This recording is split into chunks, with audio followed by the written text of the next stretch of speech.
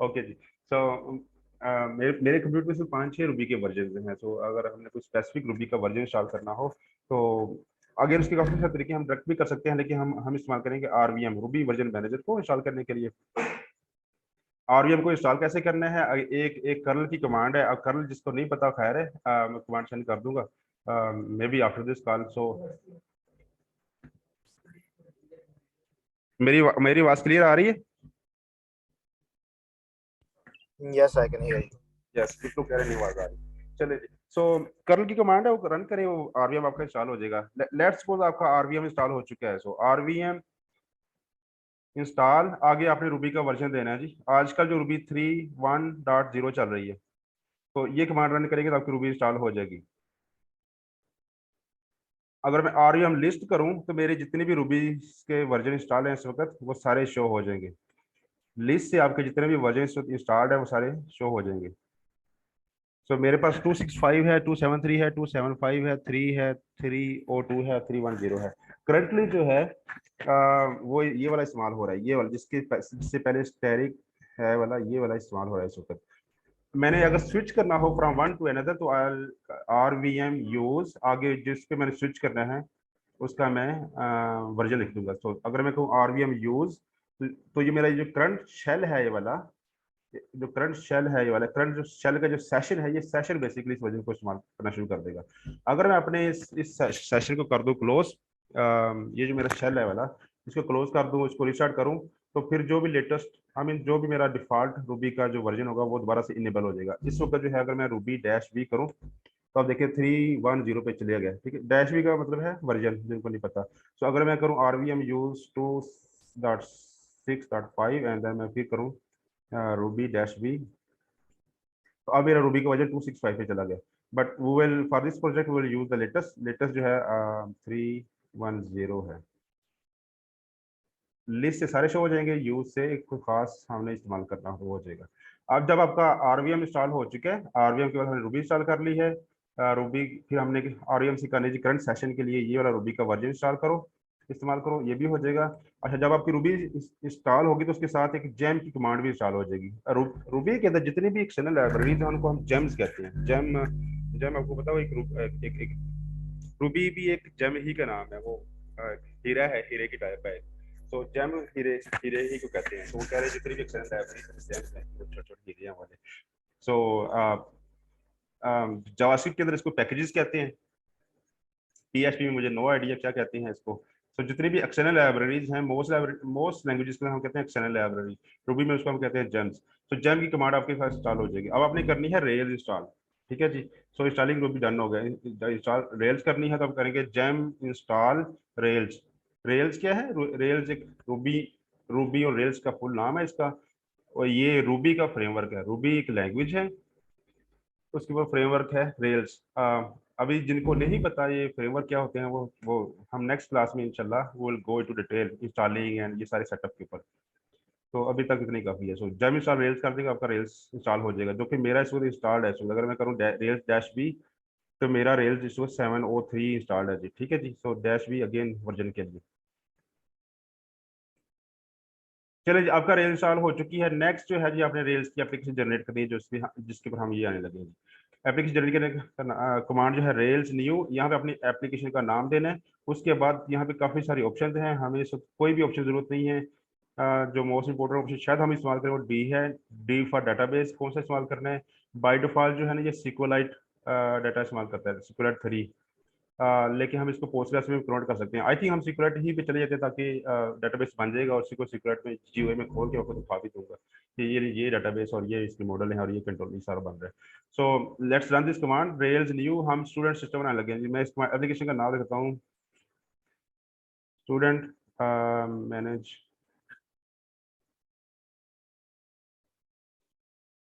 आगे मैंने कुछ और नहीं दिया, रेल्स न्यू, आगे एप्लीकेशन का नाम है स्टूडेंट मैनेजमेंट सिस्टम। ले जी, मैं अभी बिल्कुल ही मेरा, हमें क्लियर, मेरा फोल्डर ये क्लियर नहीं है इस वक्त। मैं इस करता हूँ लेट्स से एक फोल्डर में चला जाता हूँ जहाँ से हम ये एप्लीकेशन बनाएंगे। So M K D R test app C D, ये मेरा फोल्डर एम्प्टी है, यहाँ पे कुछ भी नहीं है। सो इस फोल्डर के अंदर एप्लीकेशन जनरेट करूंगा अपनी, जैसे Yes, any question?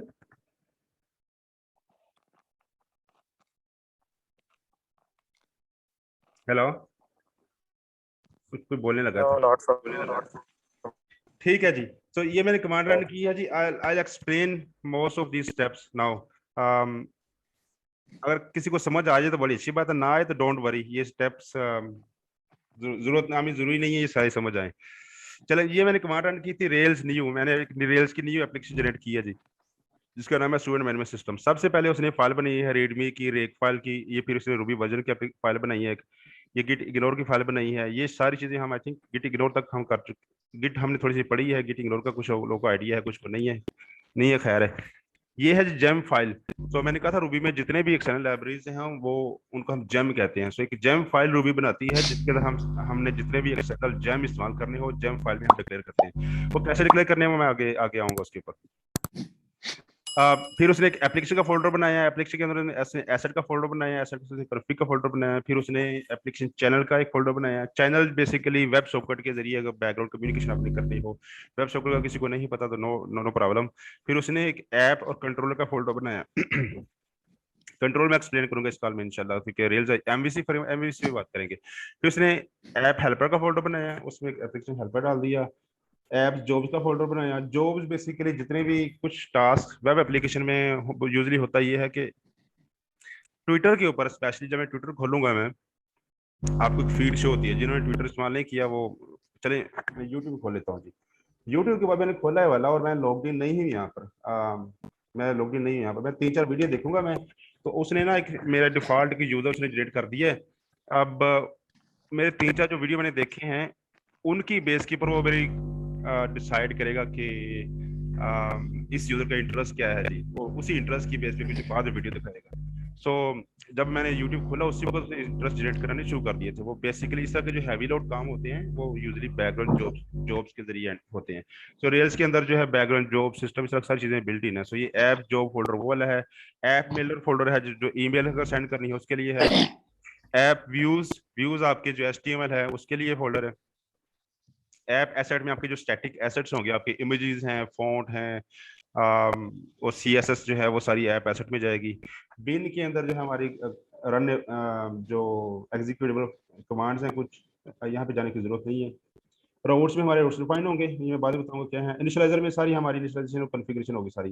App config के अंदर जो लोकलाइजेशन है, अगर मेरी एप्लीकेशन है वो उर्दू के अंदर भी है, इंग्लिश में भी है, अरबी के अंदर भी है, तो वो मुझे हर हर लैंग्वेज के लिए मुझे जो स्ट्रिंग डिफाइन करनी पड़ेगी वो ऐप लोकल के अंदर आएगी।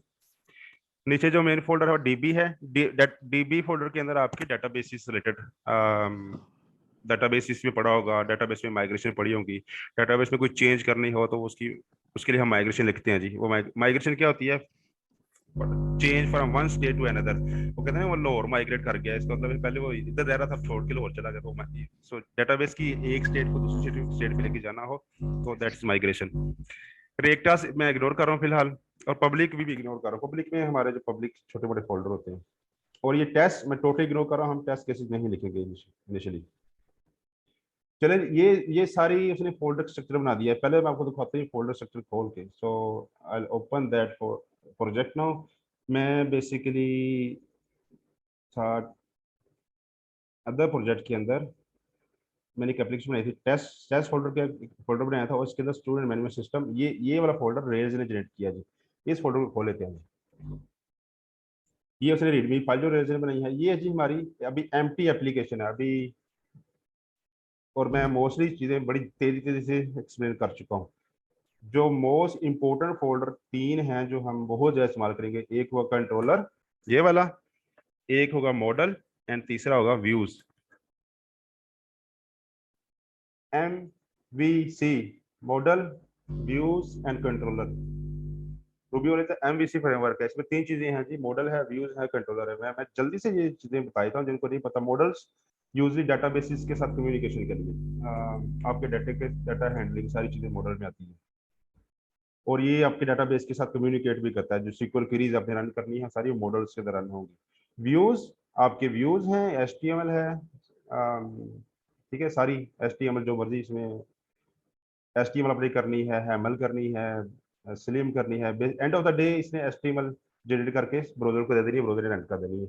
एंड सी होगा कंट्रोलर। कंट्रोलर बेसिकली मॉडल्स और व्यूज के दरमियान समझ लें एक जेल है जी, इन दोनों के दरमियान कम्युनिकेशन के लिए। रिक्वेस्ट जब आती है सबसे पहले कंट्रोलर के पास जाएगी, कंट्रोलर ने मॉडल से डाटा उठाना है, वो डाटा उठा के व्यूज पे दे देना है, और व्यूज एचटीएमएल एडिट कर देनी है, वो एचटीएमएल जो है ब्राउजर को चली जाएगी। तो ये है जी एमवीसी फ्रेमवर्क, और रूबी रेल्स जो है एमवीसी फ्रेमवर्क है। कुछ और भी फ्रेमवर्क की टाइप्स हैं, उनके ऊपर हम बाद में बात शायद ना बात करें। जेंगो जो है वो एमवीसी नहीं है, कुछ और है। तो पीएचपी के अंदर भी एमवीसी फ्रेमवर्क काफी सारे हैं अब आजकल, पहले नहीं थे इतने। डॉटनेट के अंदर भी एमवीसी के फ्रेमवर्क हैं, जावा के अंदर भी हैं। तो हर फ्रेमवर्क के अंदर जो है, आई थिंक जो बहुत फ्रेमवर्क हैं आजकल वो एमवीसी ही हैं, क्योंकि फ्रंट एंड के ऊपर भी जो फ्रेमवर्क काफी सारे हैं जो एमवीसी हैं। एंगुलर के दौर में टोटली एमवीसी होता था, मॉडल व्यू कंट्रोल, तीन चीजें होती थी सिर्फ। चलें जी, तो ये हमारा फोल्डर स्ट्रक्चर जो हमने खोल लिया। उसके बाद जो नेक्स्ट कमांड हुई रन हुई है वो है बंडल इंस्टॉल। आपने भी कमांड रन करनी है अगर आप तो हमने, अगर मैं आपको जेम फाइल दिखा दूं, मैंने बताया था आप हमारे जितने भी एक्सटर्नल जेम हैं वो जेम फाइल में आते हैं जी। उसका सिंटैक्स देख लें। सबसे पहले हम लिखेंगे जेम, आगे फिर हम उस जेम का नाम लिख देंगे। अब मैं अगर कहूँ ये वाला जेम इंस्टॉल कर लें, ये वाला जेम चेक करें है कि नहीं, उसका मतलब ये है कि ये वाली लाइब्रेरी इंस्टॉल कर लें जी। अगर मैंने कोई लाइब्रेरी रेल्स में इस्तेमाल करनी है कोई, तो उसका सिंटैक्स ये है, सबसे पहले जेम, फिर उस लाइब्रेरी का नाम, और आगे कोमे के बाद जो सा वर्जन हमने इस्तेमाल करना है जी। ठीक है जी। सो अगर ये सिक्योरिटी पे चले जाते हैं जी, ये सिक्योरिटी 3 ये एक जेम है। इस जेम के अंदर बेसिकली क्या चीजें हैं जी, सिक्योरिटी डेटाबेस है, और उस डेटाबेस से अगर हमने कम्युनिकेशन करनी हो, डेटाबेस से कहना हो ये वाली क्वेरी रन कर दो, तो उसके लिए हमें उस डेटाबेस की ड्राइवर चाहिए। ठीक है जी, वो ड्राइवर जो है इस सिक्योरिटी जेम के अंदर है, और ये इसका वर्जन है जी। इसका करंट वर्जन कौन सा है, 1.4। यहाँ पे इसे टेल्डा और इसके बाद ग्रेटर देन साइन है, इसको इग्नोर कर दें, यहाँ पे इक्वल टू भी लग सकता है वाला। सो यहाँ पे काफी अजीब अजीब चीजें आपको नजर आएंगी। मैं इनमें अगर डिटेल एक्सप्लेनेशन पे चला गया तो टाइम ज्यादा लगेगा। तो अगर मैं इसको एम्प्टी भी कर दूं, ये मैंने एम्प्टी छोड़ी, इसका मतलब ये एग्जैक्टली ये वाला वर्जन इंस्टॉल करना है जी। तो बट ये चीज़ इंपॉर्टेंट नहीं है, इंपॉर्टेंट ये है कि इसके बाद यहाँ पे वर्जन का नाम आएगा। सो रेल्स रेल्स ही बताते खुद एक जेम है जी। मैं डाटाबेस सिक्योरिट, हम जो डिफॉल्ट डाटाबेस इस्तेमाल कर रहे हैं सिक्योरिट कर रहे हैं जी। चलें जी एप्लीकेशन पे आते हैं। सो बेसिकली ये सारे जेम जो होते हैं वहाँ पर से काफी सारे जेम लिस्ट किए हुए हैं। मैं अगर जेम सारे, ये डाटाबेस जो है, डाटाबेस के लिए सिक्योरिट है। पुमा एक वेब सर्वर है, सर्वर रन करने के लिए। इंपोर्ट मैप ये जो है जावास्क्रिप्ट मैनेज करने के लिए रेल्स के अंदर। स्टिमुलस जो है अगेन रेल्स ही की एक एप्लीकेशन है जावास्क्रिप्ट पेज में इंस्ट्रक्शन लेके आने के लिए। मसलन अगर मैंने एक एप्लीकेशन बनाई है, यहाँ पे साइड बार है, साइड बार में मैं क्लिक करता हूँ, तो मैं नहीं चाह रहा मेरा पूरा पेज लोड हो। मैं चाह रहा हूँ कि अगर लेट्स से यहाँ पे छोटा सा सेक्शन अगर अपडेट होना है, वही सेक्शन लोड हो और यहाँ पे अपडेट हो जाए, मुझे पूरा पेज अपलोड करने की जरूरत नहीं है। उन चीज़ों के लिए स्टिमुलस और ये टर्बो, ये दोनों चीज़ें उसके लिए इस्तेमाल होती हैं। हम इस एप्लीकेशन में इसलिए ये दोनों चीज़ें इस्तेमाल नहीं करेंगे। जे बिल्डर जो है एपीआई बनाने के लिए, जेसन रेंडर करने के लिए। रेडस जिन्होंने किया उनको पता है, जिन्होंने किया ये असल में डेटाबेस ही की तरह का है, लेकिन ये की वैल्यू स्टोर होता है इसके अंदर। रेडस हम काफी ज्यादा इस्तेमाल करेंगे, मैं बाद में एक्सप्लेन करूंगा। TG data is time zone data, हम इसको इग्नोर भी कर सकते हैं, हमें नहीं जरूरत इस जैम की। बूट स्नैप की हमें कोई जरूरत नहीं, इसको भी हम इग्नोर कर सकते हैं। बाकी बाकी डीबगिंग के लिए काफी सारे जैम है यहाँ पे, टेस्टिंग के लिए हमें मोस्ट जैम की जरूरत नहीं है। और लेकिन ये जैम इस वक्त इंस्टॉल हो चुके हैं। जब बंडल इंस्टॉल किया था उसने सारे जैम ये इंस्टॉल कर दिए थे। ओके जी, ये बंडल इंस्टॉल की जो कमांड रन हुई थी, उसने ये देखा यूजिंग यूजिंग यूजिंग, ये कह रहा है मैं ये जैम इंस्टॉल कर रहा हूँ इस वक्त, और ये उसका ये वाला वर्जन है। तो ये उसने ऑटोमेटिकली कर दिया। यहाँ आके सारे इंस्टॉल हो गए, उसने कह दिया बंडल कंप्लीट, का मतलब है कि उसने जैम सारे इंस्टॉल कर दिए हैं। 15 जेम इंस्टॉल हुए हैं, और उन 15 जेम की अगर डिपेंडेंसी थी, टोटली 75 जेम इंस्टॉल हुए हैं जी। डन हो गया। उसके बाद उसने कुछ इंस्टॉलेशन के लिए कुछ टास्क रन किए हैं, वेंडर के जासूसी रन की, अपना फाइल के कॉन्फ़िगरेशन फाइल ये बनाई है। ये सारी कॉन्फ़िगरेशन सारे छोड़ देते हैं इसको। ओके जी, और एंड पे उसने जाके फाइल हमारी एंड हो गई है। अब हमारी एप्लीकेशन बन चुकी है। अब अगर मैं सीडी कर सकता हूँ इसके अंदर, क्लियर, ये एप्लीकेशन बन चुकी है। अब अगर मैं करूँ ना यहाँ पे रेल्स एस, ये है जी मेन कमांड सर्वर रन करने के लिए। रेल्स के अंदर कमांडें काफी सारी हैं। रेल्स एस का मतलब है कि स्टार्ट द सर्वर। एस की जगह पे पूरा सर्वर भी लिख सकते हैं, रेल्स सर्वर। ये कमांड अगर रन करेंगे तो रेल्स का आपका सर्वर रन होना शुरू हो जाएगा। और लेकिन रेल्स ने शॉर्ट वर्जन भी दी है। रेल्स एस का मतलब है start the rail server. Rail G command में अभी काफी ज्यादा इस्तेमाल करूंगा, इसका मतलब है रेल जनरेट। मैं पूरा जनरेट भी लिख सकता हूँ यहाँ पर, लेकिन मैं टोटल जी ही इस्तेमाल करता हूँ। चलो जी, मैं रेल्स एस रन किए कमांड, उसने का पुमा स्टार्ट कर दिया उसने। पुमा मैंने बताया था एक वेब सर्वर है जो आपका सर्वर चलाता है। पुमा चल चुका है और पुमा चल रहा है इस वक्त हमारी पोर्ट नंबर 3000 के ऊपर। अगर आपने कोई डिफरेंट पोर्ट चलानी हो, अक्सर ऐसा होता है अगर आपने दो एप्लीकेशन चला रहे हैं तो पोर्ट आपकी वो बिजी होती है। अगर आपने डिफरेंट पोर्ट पे चलाना है तो you can run rails S dash P, उसे आप पोर्ट चेंज कर सकते हैं। अगर हम 3001 पे चलाते हैं पोर्ट के ऊपर तो, लेकिन अभी 3000 पे चलाते हैं जी। हमारा सर्वर चल गया है और अब दैट मीन्स के क्योंकि सर्वर चल रहा है तो मैं इसको टेस्ट कर सकता हूँ। हाँ जी, हमारी एप्लीकेशन चल रही है, ये मैंने इस पे किया और ये डिफॉल्ट रेल्स का पेज शो हो गया। डिफॉल्ट के ऊपर वो दिखा रहा है तुम्हारा रेल्स का वर्जन ये वाला है, रूबी का वर्जन ये वाला है जी। अभी उसने कुछ कुछ भी और नहीं दिखाया। आई मीन ये इसका डिफॉल्ट पेज है जी। हर लैंग्वेज हर फ्रेमवर्क का अपना डिफॉल्ट पेज है, रेल्स का डिफॉल्ट पेज ये वाला है जी। चले जी, मैं सर्वर करता हूँ बंद। अब अगर मैं यहाँ पे कमांड पेज रिफ्रेश करूंगा तो डेफिनेटली सर्वर बंद है तो पेज लोड नहीं होगा।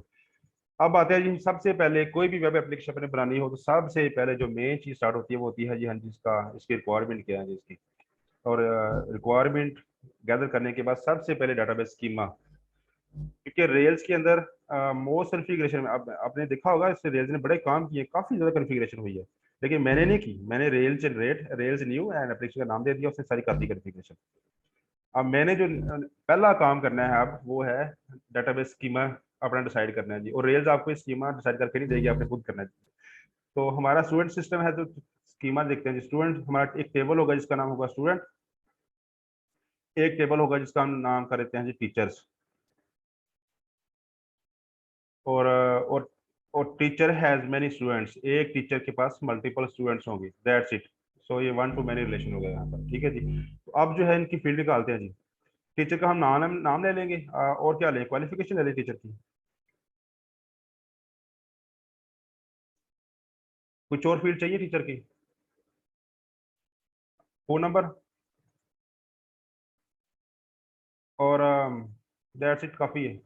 अब हमें जितनी मर्जी फील्ड ले लें, लेकिन अगर हमने ये फील्ड अगर हमने डाल ली तो और मजीद फील्ड भी हम आसानी से निकाल सकते हैं, कोई मसला नहीं है। अगर स्टूडेंट में आ जाए तो हमने कहा था एक टीचर हैज मैनी स्टूडेंट, और एक स्टूडेंट के पास एक टीचर, स्टूडेंट के पास एक टीचर, हर स्टूडेंट के पास एक टीचर होगा। So this is a one two many relation. ये रिलेशन मैं बता चुका हूँ सारे, अगर समझ नहीं आई, अगर किसी को नहीं पता तो रिलेशन वाले क्लास दोबारा देख ले। स्टूडेंट पे चलते हैं। स्टूडेंट में नाम होगा स्टूडेंट का, पता नहीं स्टूडेंट की करंट क्वालिफिकेशन स्टूडेंट भी रख देते हैं, फोन नंबर स्टूडेंट भी रख देते हैं, और I don't know father name रखना है वो भी करते हैं। और एंड पे इसमें आएगा टीचर आईडी कि इस स्टूडेंट का टीचर कौन है। ठीक है जी, इस स्कीमे के साथ अभी दो ये स्कीम है जी। इस स्कीमे के साथ किसी को मसला है तो ये कोई न्यू फील्ड ऐड करनी हो, ये टीचर आईडी मैंने यहाँ पे क्यों डाली है, क्वेश्चन है, कोई कंसर्न है तो बता दें।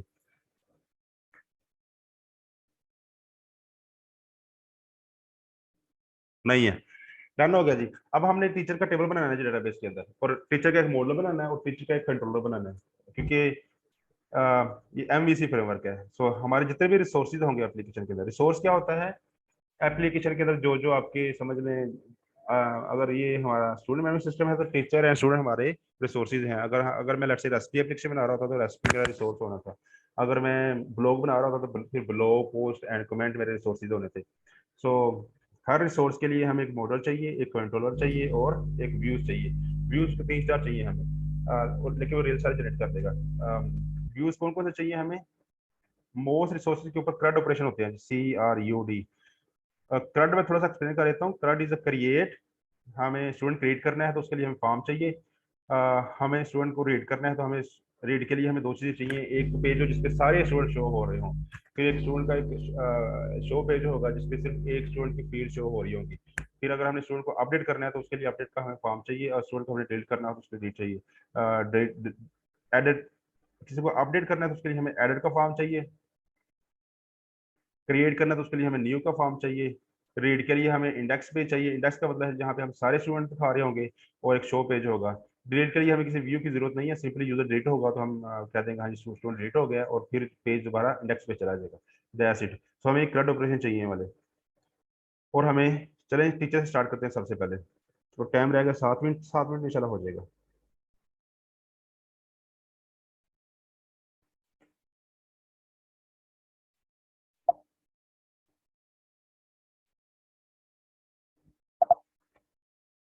यार ये रिकॉर्डिंग वाली ना ऊपर स्क्रीन के ऊपर आ रही है, इसमें यहाँ पे कर दूँ। चलें जी।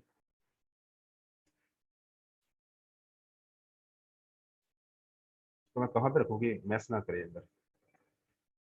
चलें जी।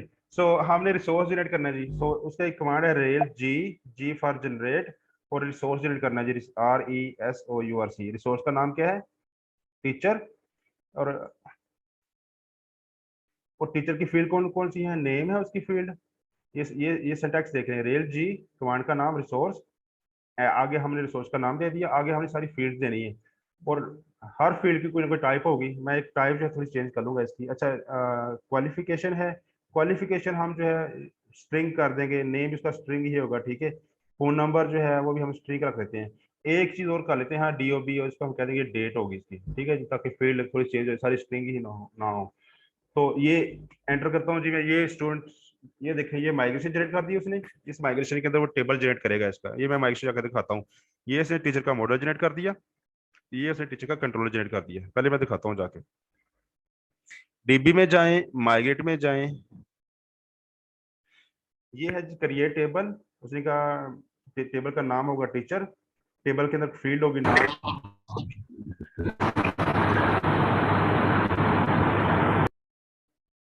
वो भाई केड़ा मारना चाहता सानू, कौन था?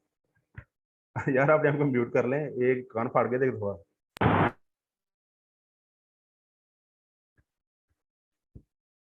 चलें म्यूट हो गए सर। सो टीचर टेबल होगा, उसमें एक फील्ड होगी, टाइप स्ट्रिंग होगी, नाम उसका, उस फील्ड का नाम नेम होगा। क्वालिफिकेशन होगी एक फील्ड जिसकी टाइप स्ट्रिंग होगी। फोन नंबर एक फील्ड होगी, स्ट्रिंग होगी टाइप उसकी। और DOB फील्ड होगी जिसकी टाइप डेट होगी। सो ये माइग्रेशन बन गई है। अब इस माइग्रेशन का करना है हमने रन। सो उसके लिए रेल्स DB माइग्रेट, मैं ये कमांडे जो है ना, ये वाली, ये इस फाइल में रखता रहता हूँ, ताकि एंड एंड के ऊपर ये कमांडे मैं सही सेंड कर सकूँ। और ये उसने माइग्रेशन फाइल बना दी। अब माइग्रेशन जो है, हमने जो सिंपल क्वेरी पढ़ी थी उसके लिए क्या था, क्रिएट, क्रिएट टेबल, आगे टेबल का नाम आएगा, टेबल का नाम क्या होगा, टीचर्स। आगे जो है सिंटैक्स उसका ये था जी, पहले होगा उसमें नाम, नेम की टाइप स्ट्रिंग होगी, कॉमे के बाद जो है अगली फील्ड उसकी उसकी टाइप होगी, ठीक है, ये था। फिर हमने अगर प्राइमरी की देनी हो तो यहाँ पे ID था, उस ID की टाइप टीचर होगी। फिर हमने सीखा था इसको ऑटो इंक्रीमेंट कर दो, इसको INC क्या देना है, इंक्रीमेंट लिखने पूरा लिख नहीं लिख रहे, लेकिन ऑटो इंक्रीमेंट। फिर हम कह रहे थे ये प्राइमरी की होगी, इसको PK में लिख रहा हूँ यहाँ पर। लेकिन यहाँ पे रेल्स में हमें जरूरत नहीं है सारी चीजें लिखने की, रेल्स खुद जनरेट करेगी। अच्छा, फायदा इसका ये है, ये जो है ना, ये वाला, ये जो इसको हम कहते हैं, इसको ये और भी DLS भी कहते हैं, इसको D domain specific language, DLS।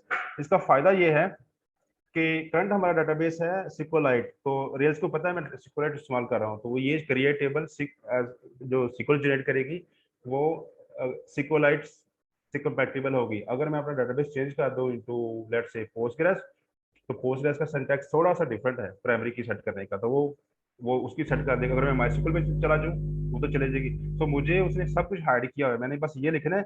आगे रेल्स का काम है जी, वो डेटाबेस जोन सा भी है, उसी डेटाबेस से ऐसी सिक्वल रन जनरेट करेगी ये, जो कि उस डेटाबेस को अंडरस्टैंड करती है जो मैं करंट इस्तेमाल कर रहा हूँ। चलें जी, ये मैं इसको रन करता हूँ, रेल्स DB माइग्रेट। माइग्रेशन हमारी रन हो चुकी है, टेबल क्रिएट हो चुका है, ये 0.0013 सेकंड में हुआ है रन। अब मैं चलता हूँ अपने उधर फोल्डर के अंदर, और मैं आपको डेटाबेस दिखाता हूँ जो हमारा बन चुका है। शायद वो नज़र ना आए, मुझे आइडिया नहीं है। ये बन चुका है वैसे, ये शायद इसमें स्टूडेंट का टेबल नजर ना आए, शायद आना चाहिए। एम्प्टी एम्प्टी टेबल दिखाता है सिक्वलाइट।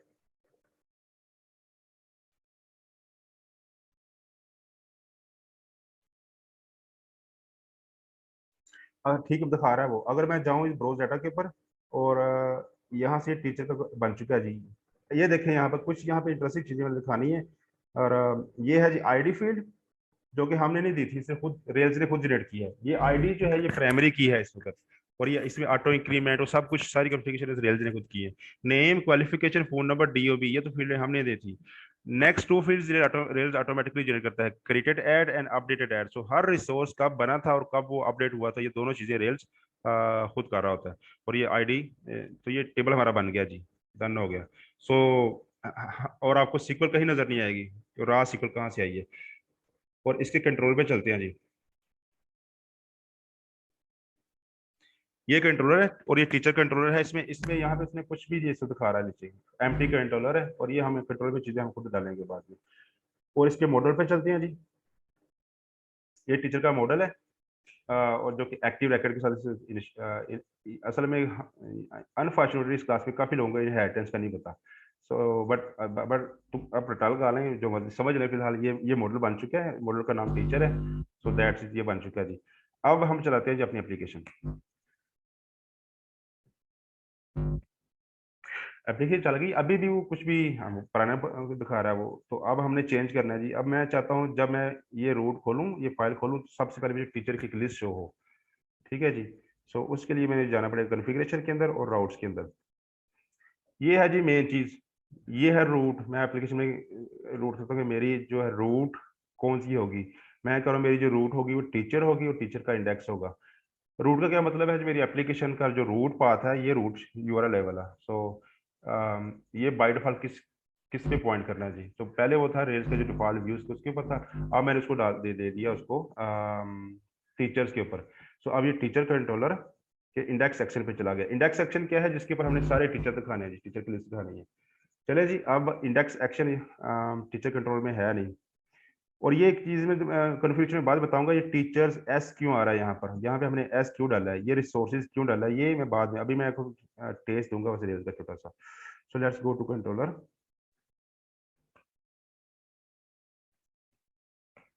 चलो यहाँ मैं जल्दी में लेट्स से यहाँ टी ई ए सी टीचर्स। अब हम जो करंट सारे टीचर्स हैं वो डाटाबेस से लोड करते हैं जी। तो मेरा मॉडल का नाम टीचर है, ऐसे मैं कहता हूँ टीचर ऑल। ऑल क्या करेगा, सारे डाटाबेस से उठा के लेके आएगा। अगर मैं ये आपको यहाँ पे रन करके दिखाऊं, रेल्स से मतलब मुझे हमें काफ़ी चीज़ें पसंद हैं। जो मोस्ट जो सबसे अच्छी चीज़ है रेल्स के अंदर, ये देखें, सिलेक्ट स्टैटिक फ्रॉम टीचर्स। ये उसने क्वेरी रन की है, और वो उठा के उसने मुझे अरे दे दी है, जो कि एम्प्टी है कि हमारे पास टीचर कोई भी नहीं सकता कोई भी। और मैंने अगर टीचर क्रिएट करना हो तो मैं टीचर डॉट क्रिएट यहाँ से कर सकता हूँ। टीचर का नाम देते हैं जी, let's say I don't know. तो मजा आएगा उसका अंदर भी। लाइक और सब्सक्राइब कर देना, ठीक है। मिलते हैं कल। लव यू हो गया सबका, ओका फिर।